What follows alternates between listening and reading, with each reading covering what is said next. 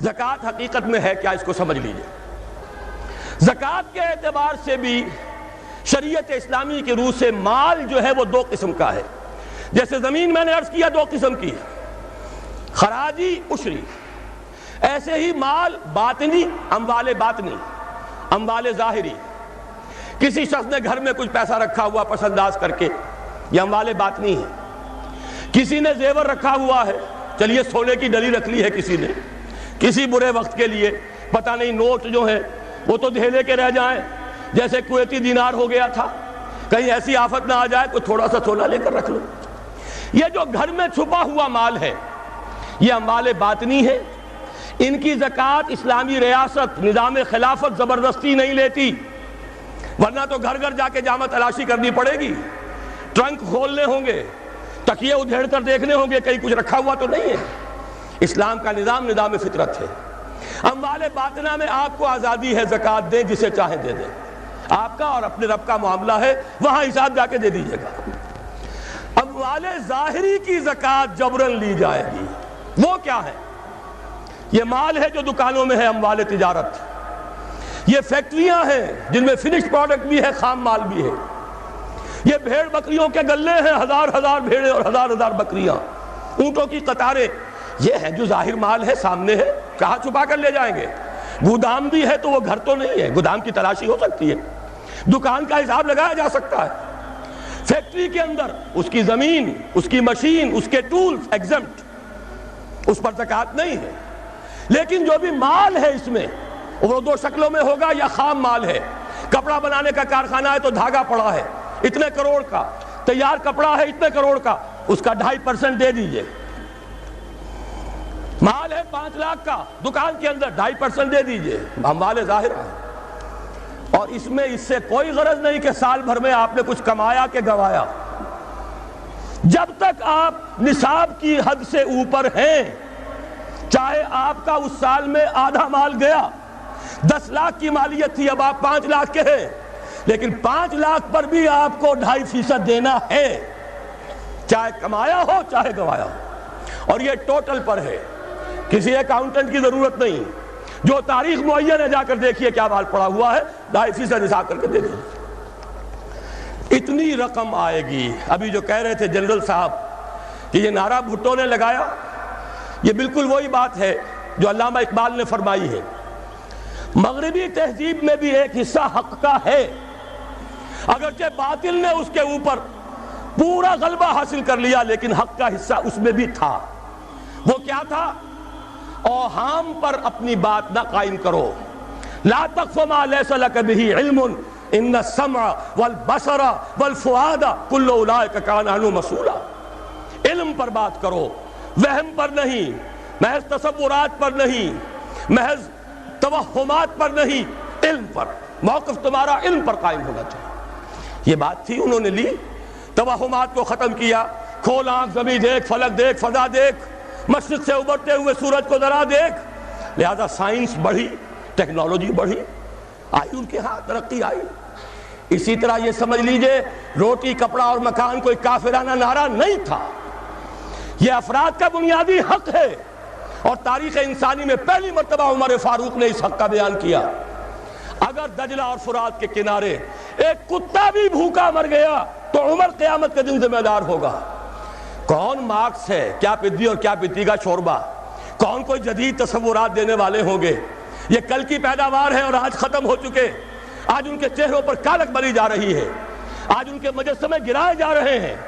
عمر فاروق کا فرمان، یہ محمد کے غلام اور ایک ادنا تربیت یافتہ سپاہی کا فرمان ہے، یہ تا قیام قیامت قائم رہے گا۔ ہر شہری کی بنیادی ضروریات کی کفالت ہے جو نظام خلافت کے ذمے ہے۔ اور اس میں تو جیسا کہ میں نے عرض کیا، اس میں تو حضرت عمر نے مسلمان نہیں کہا،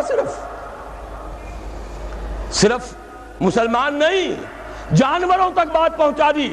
اس کا مطلب یہ کہ غیر مسلموں کا بھی حق ہے، اس لیے کہ حضرت عمر ہی نے ایک مرتبہ دیکھا تھا، کسی صوبائی دارالحکومت کے دورے پر گئے تھے، کوئی ایک بڈھا غیر مسلم غالباً مجوسی تھا، وہ کچھ خیرات مانگتا پھر رہا تھا، بہت بوڑھا ضعیف۔ وہاں کے عامل سے حضرت عمر نے پوچھا یہ کیا معاملہ ہے، یہ خیرات مانگنے پر کیوں مجبور ہو گیا؟ تو انہوں نے کہا غریب ہے اور اس کے پاس کوئی ذریعہ نہیں ہے۔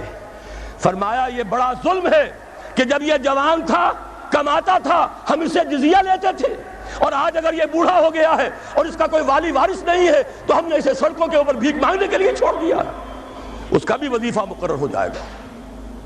یہ ذمہ داری، یہ کفالت عامہ ہر شہری کے لیے۔ اور یہ جان لیجئے تجارت میں اور صنعت میں یہ سارا فساد جو اس وقت ہے وہ اس وجہ سے ہے کہ عام آدمی، عام کسان، عام مزدور مجبور ہے کہ سرمایہ دار اور جاگیردار کی ٹرمز پر کام کرے۔ نہ کرے گا تو کیا کرے گا؟ ٹریڈ یونین بنا لیجئے، وہ بھی جے بی ٹریڈ یونین بنا لیں گے، ان کے اپنے ایجنٹ ہوں گے۔ اب لڑیے، خون کس کا جائے گا؟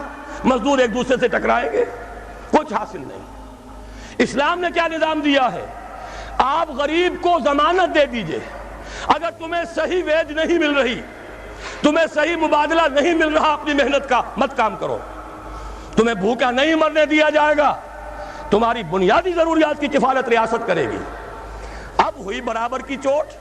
اگر کارخانے دار کہہ سکتا ہے کہ اگر آپ کو یہ چیز منظور ہے کام کیجئے ورنہ جائیے، سب مزدور چلے جائیں گے، میں لاک اپ کر دوں گا، کارخانہ بند کر دوں گا، لیکن یہ کہ مزدور اس وقت یہ نہیں کہہ سکتا، وہ تو کہے گا جناب اسی تنخواہ پر کام کروں گا، اس لیے کہ ایک دن کام نہ کرے شاید بچ جائے، 2 دن کام نہ کرے بچ جائے، تیسرے دن فاقہ آئے گا، اس کے پاس کھانے کو نہیں ہے۔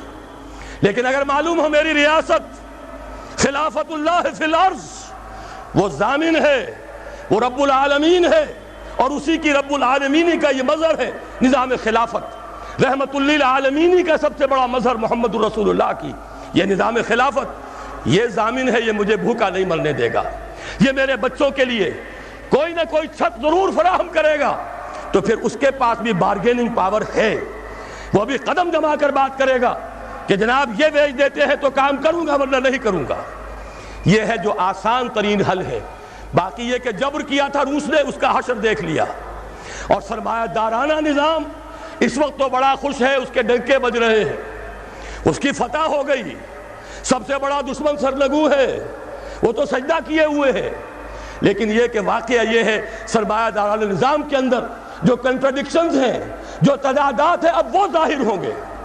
جب باہر مقابلہ تھا، اندر کی لڑائی ختم تھی، اب اندر سے فساد ابھرے گا، اندر سے ایکسپلوژن ہوں گے۔ یہ غیر فطری نظام، یہ غیر انسانی نظام، یہ غیر معقول نظام ختم ہو کر رہے گا۔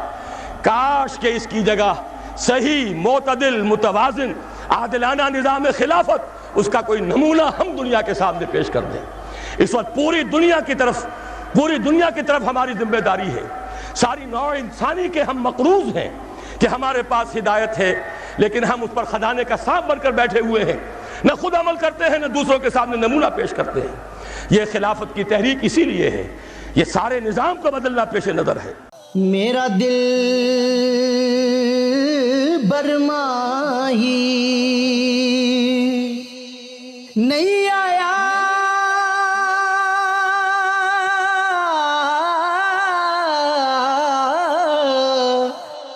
میرا دل برماہی